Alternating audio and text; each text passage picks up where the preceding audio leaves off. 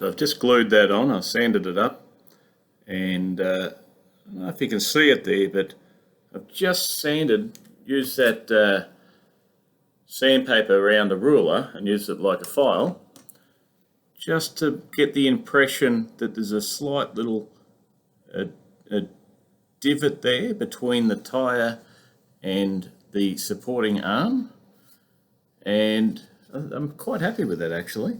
I got that gluing, I only glued it about 3 minutes ago, but it's holding enough on its own. Obviously I'm not going to support it on itself. I'm going to get that coffee cup and rest it on there and give it a couple of hours before I end up sitting it upright.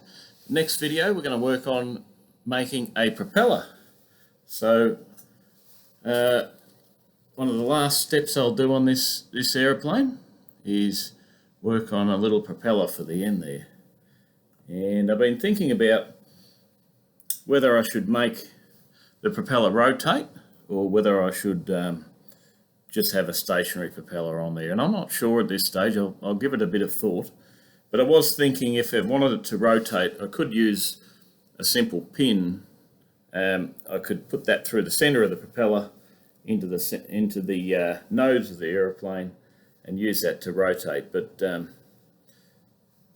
I'm not sure about the durability of such a thing, and if the propeller does spin, that would encourage people to try and rotate it and possibly damage it. So yeah, it's a bit of I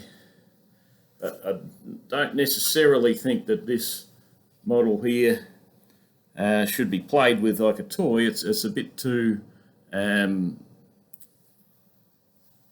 little bit too fragile for doing that. It's more of a display of one's woodworking skills.